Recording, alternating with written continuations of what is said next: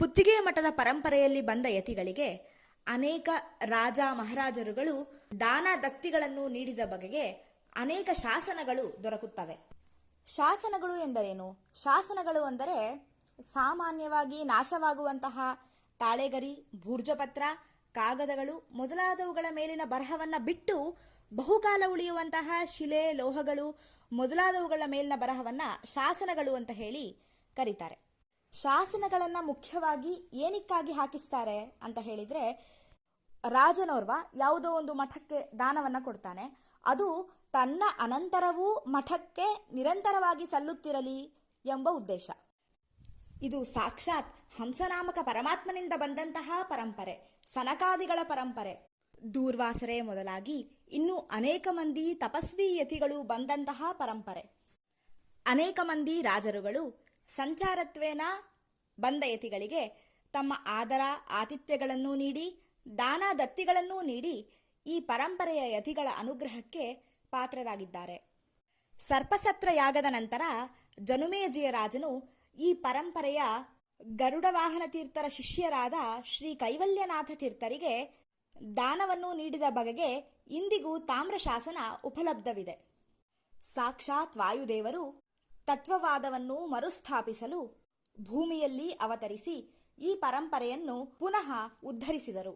ಅಂತಹ ಮಧ್ವಾಚಾರ್ಯರ ಪ್ರಮುಖ ಶಿಷ್ಯರಲ್ಲಿ ಶ್ರೀ ಉಪೇಂದ್ರ ತೀರ್ಥರು ಒಬ್ಬರು.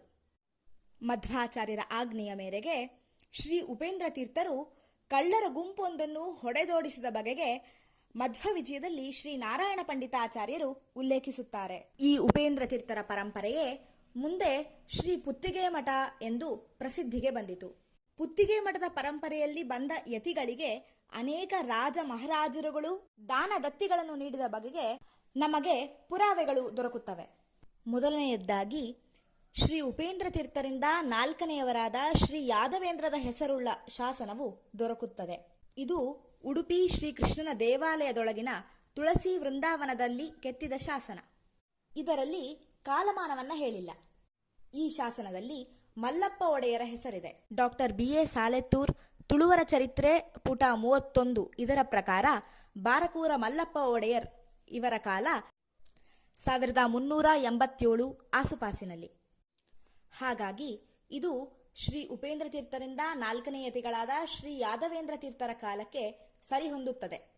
ಈ ಶಾಸನವನ್ನು ನಾವು south Indian inscriptions volume number 7 inscription number 305 ಇದರಲ್ಲಿ ನೋಡಬಹುದಾಗಿದೆ.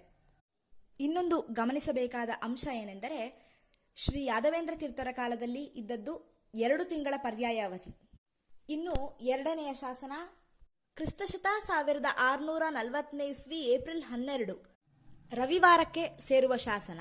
ಶ್ರೀ ಶ್ರೀವಲ್ಲಭ ತೀರ್ಥರ ಪರ್ಯಾಯ ಕಾಲದಲ್ಲಿ ಕೆಸನೂರ ವೆಂಕಪ್ಪ ಎಂಬುವನು ಶ್ರೀಕೃಷ್ಣನಿಗೆ ಕ್ಷೀರಾನ್ನ ನೈವೇದ್ಯಕ್ಕಾಗಿ ಬಿಟ್ಟ ಸ್ವಾಸ್ಥ್ಯ ವಿಚಾರವನ್ನ ಈ ಶಾಸನದಲ್ಲಿ ಉಲ್ಲೇಖಿಸಲಾಗಿದೆ.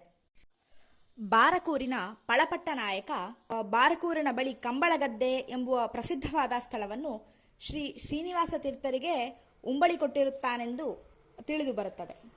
ಶತಾಯುಷಿ ಶ್ರೀ ಭುವನೇಂದ್ರ ತೀರ್ಥರ ಕಾಲದಿಂದಲೂ ಮೈಸೂರು ಸಂಸ್ಥಾನಕ್ಕೂ ಶ್ರೀ ಪುತ್ತಿಗೆ ಮಠಕ್ಕೂ ಅತ್ಯುತ್ತಮವಾದ ಬಾಂಧವ್ಯವಿದೆ. ಈ ಮೈಸೂರು ಸಂಸ್ಥಾನದ ಖ್ಯಾತ ಆಡಳಿತ ಮುತ್ಸದ್ದಿಯಾಗಿದ್ದ ದಿವಾನ್ ಪೂರ್ಣಯ್ಯನವರು ಪುತ್ತಿಗೆ ಮಠದ ಪ್ರಿಯ ಶಿಷ್ಯರಲ್ಲೊಬ್ಬರು.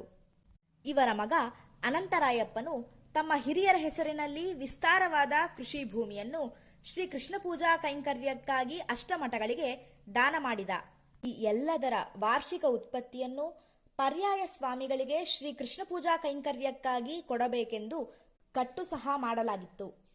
ಈ ದಾನ ಕಾರ್ಯ ನೆರವೇರಿದ್ದು ಪುತ್ತಿಗೆ ಮಠದ ಶ್ರೀ ಭುವನೇಂದ್ರ ತೀರ್ಥರ ಪರ್ಯಾಯದ ಕೊನೆಯ ದಿನ, ಅಂದರೆ ಕ್ರಿಸ್ತಶತ 1818 ಇಸ್ವಿ ಜನವರಿ 17ರಂದು.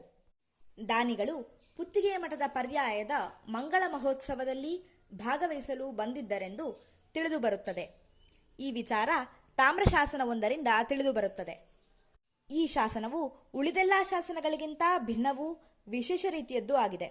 ಪ್ರಥಮ ಬಾರಿಗೆ ಅಷ್ಟಮಠಗಳು ಹಾಗೂ ಅವುಗಳ ಯತಿಗಳನ್ನು ಶಾಸನ ಹೆಸರಿಸುತ್ತದೆ.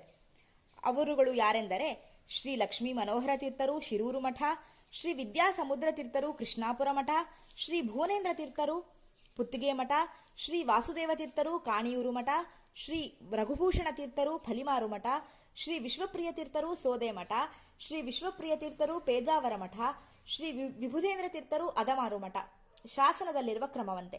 ಇದರಲ್ಲಿ ಇನ್ನೊಂದು ಗಮನಿಸಬೇಕಾದ ಅಂಶ ಏನೆಂದರೆ, ಸಮಕಾಲೀನ ಪೇಜಾವರ ಮಠದ ಸ್ವಾಮಿಗಳು ಮತ್ತೆ ಸೋದೆ ಮಠದ ಸ್ವಾಮಿಗಳು ಇಬ್ಬರ ಹೆಸರು ಕೂಡ ಒಂದೇ ಆಗಿರುವುದು ಬಹಳ ಆಶ್ಚರ್ಯಕರ ಎನಿಸುತ್ತದೆ. ಶತಾಯುಷಿ ಶ್ರೀ ಭುವನೇಂದ್ರ ತೀರ್ಥರ ಕಾಲದ ಅನಂತರವೂ ಪುತ್ತಿಗೆ ಮಠಕ್ಕೂ ಮೈಸೂರು ಸಂಸ್ಥಾನಕ್ಕೂ ಅತ್ಯುತ್ತಮವಾದ ಬಾಂಧವ್ಯವಿತ್ತು. ಪ್ರಸ್ತುತ ಪೀಠಾಧಿಪತಿಗಳಾಗಿರುವ ಶ್ರೀ ಸುಗುಣೇಂದ್ರ ತೀರ್ಥ ಶ್ರೀಪಾದಂಗಳವರು ತಮ್ಮ 2ನೇ ಪರ್ಯಾಯದ ಅವಧಿಯಲ್ಲಿ ಕಟ್ಟಿಸಿದ್ದ ಶ್ರೀ ಗೀತಾ ಮಂದಿರದ ಉದ್ಘಾಟನೆಗಾಗಿ ನೇಪಾಳದ ಅಂದಿನ ದೊರೆಗಳಾಗಿದ್ದ ಶ್ರೀ ಬೀರೇಂದ್ರ ವಿಕ್ರಮ್ ಶಾದೇವ್ ಅವರು ಆಗಮಿಸಿದ್ದರು. ಪರ್ಯಾಯದ ಆನಂತರ ಪುತ್ತಿಗೆ ಶ್ರೀಗಳನ್ನು ತನ್ನ ಅರಮನೆಗೆ ಆಹ್ವಾನಿಸಿ ವಿಶೇಷ ಆದರ ಆತಿಥ್ಯಗಳನ್ನು ನೀಡಿದನು. ಅಷ್ಟೇ ಅಲ್ಲ, ತನ್ನ ಊರಿನಲ್ಲಿ ಸಿಗುವ ಅಪೂರ್ವವಾದ ವಸ್ತುಗಳನ್ನು ಶ್ರೀಮಠಕ್ಕೆ ದಾನವಾಗಿ ನೀಡಿದನು. ಅಷ್ಟಮಠಗಳ ಇತಿಹಾಸದ ವಿಷಯದಲ್ಲಿ ಇನ್ನಷ್ಟು ಸಂಶೋಧನೆಗಳು ನಡೆಯಬೇಕಿವೆ. ಅದೃಷ್ಟವಶಾತ್ ಕೆಲವು ಶಾಸನಗಳು ದೊರೆತಿದ್ದು ಅವು ನಮ್ಮ ಪ್ರಯತ್ನಕ್ಕೆ ಬೆಳಕನ್ನು ನೀಡುವಂತಹವಾಗಿವೆ. ಇನ್ನಷ್ಟು ಸಂಶೋಧನೆಗಳು ನಡೆದಲ್ಲಿ ಇನ್ನಷ್ಟು ಐತಿಹಾಸಿಕ ವಿಚಾರಗಳು ಬೆಳಕಿಗೆ ಬರುತ್ತವೆ.